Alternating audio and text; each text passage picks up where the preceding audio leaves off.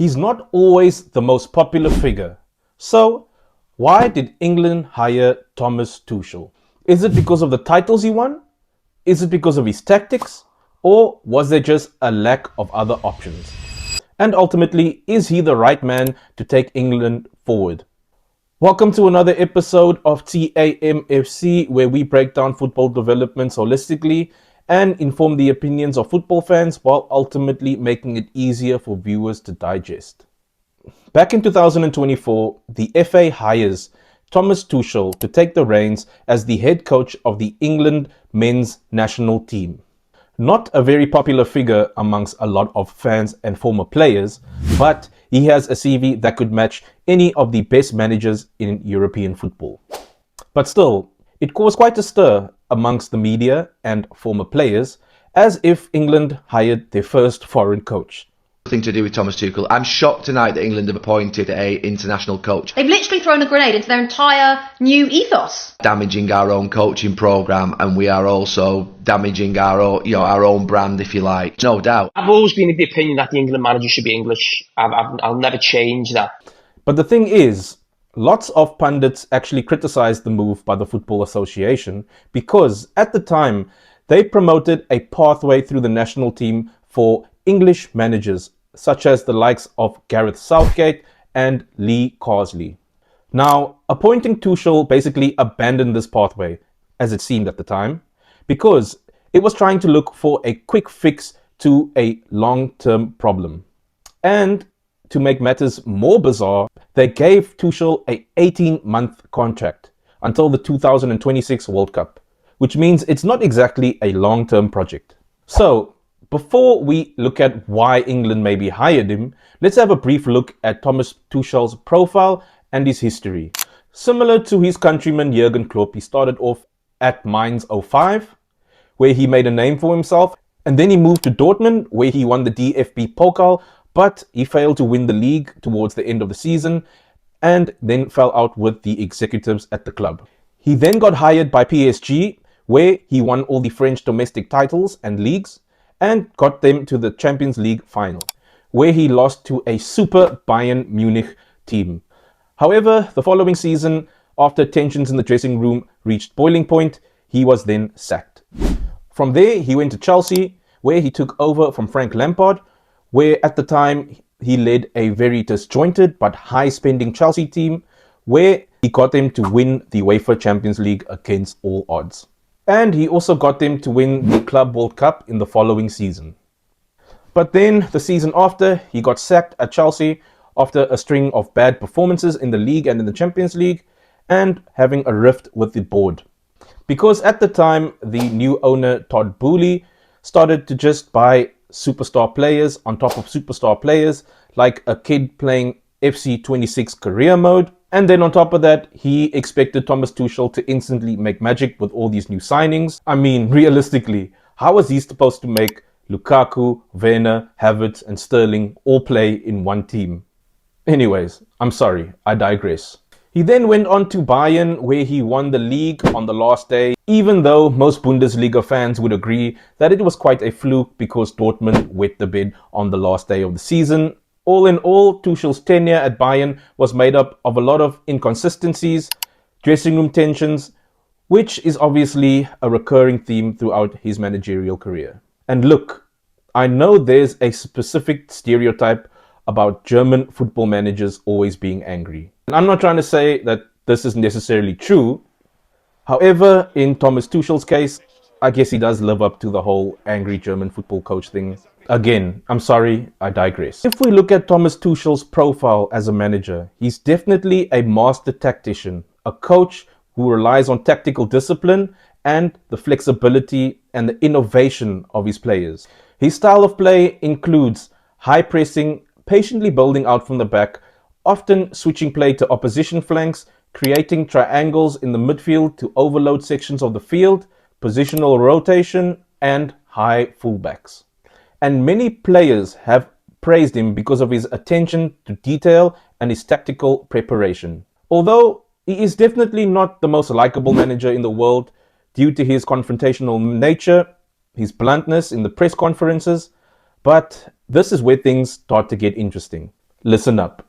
So what sets Tuchel apart from the other managers is his ability to make unpopular decisions and odd tactical tweaks to the benefit of the team. And he has done this multiple times throughout his career, whether it's playing Marquinhos at defensive mid, Timo Werner at left wing, Ruben Loftus-Cheek at right wing back, playing Thilo Kehrer at right back, Reece James at right centre back, Mbappe as a striker, or Neymar as a false nine. He's just always got some tactical innovations up his sleeve. And personally, this is one of my favorite examples of Tuchel's innovation. During the return leg of the Champions League semi-final in 2022 at the Bernabeu, Tuchel decides to drop key midfielder Jorginho and play Ruben Loftus-Cheek in his place for tactical reasons. And Ruben Loftus-Cheek actually played right wing back for most of the game. And the year prior, he was able to make it to the Champions League final, where he was able to outmaster Pep Guardiola with similar tactics and courage. And surely we all remember that Kai Havertz goal.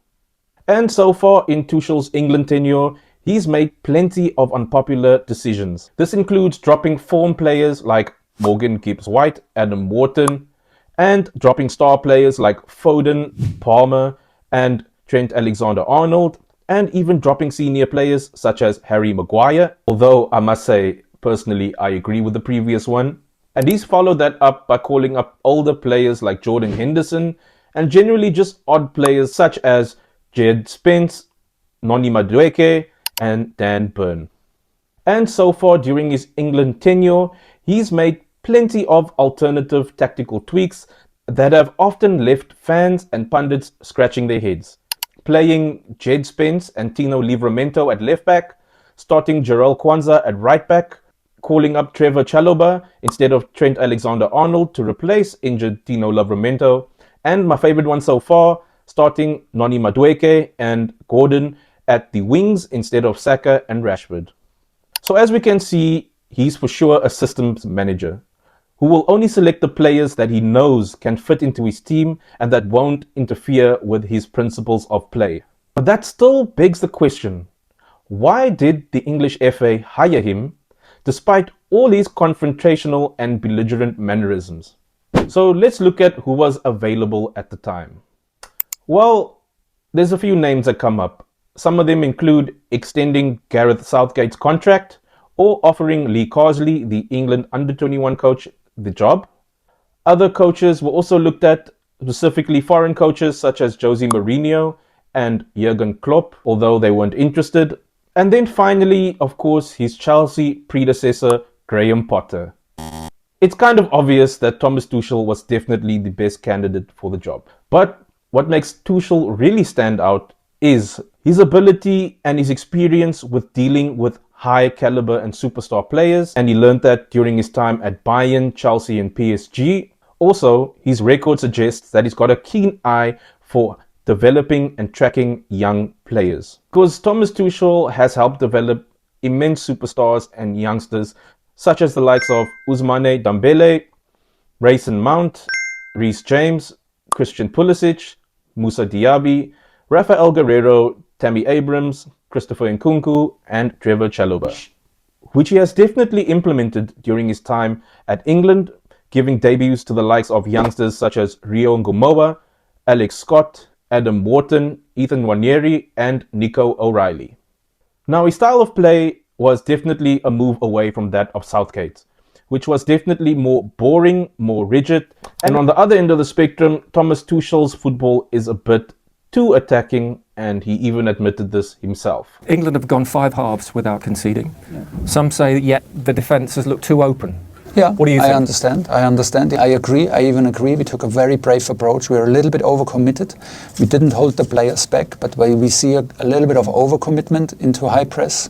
I think we're the only team to press constantly the opponent's goalkeeper, which naturally leaves us even sometimes in a -1 in the field because we attack the opponent's goalkeeper. So although in Gareth Southgate's defense, he was a bit more accommodative, especially trying to over-accommodate with as many star players as possible. Whereas Tuchel seems a bit more stubborn and adamant in selecting the players that suit his style of play, his system and his philosophy, even if that means dropping Cole Palmer even when he was in an England commercial for the World Cup. But most importantly, his CV in knockout football is second to none.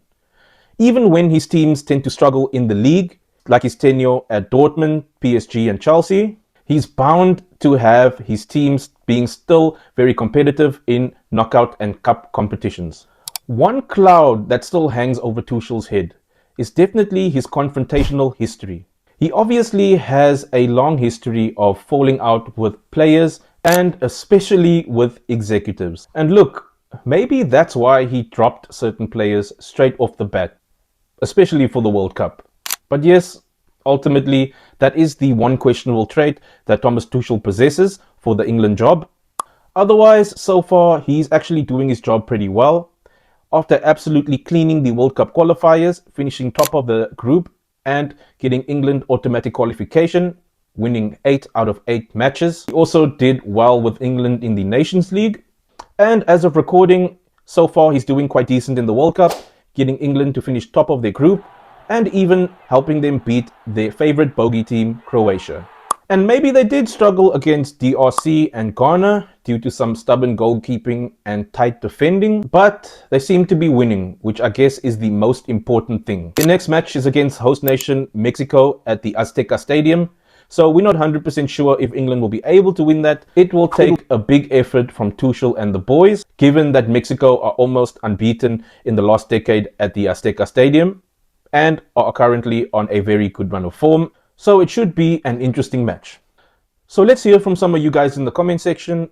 Was hiring Thomas Tuchel the right decision for the English national team? Should they have found an alternative? Let's hear what you think. Thank you for watching another episode of TAMFC, where we break down football developments holistically and ultimately inform the opinions of football fans while making it easier for viewers to digest.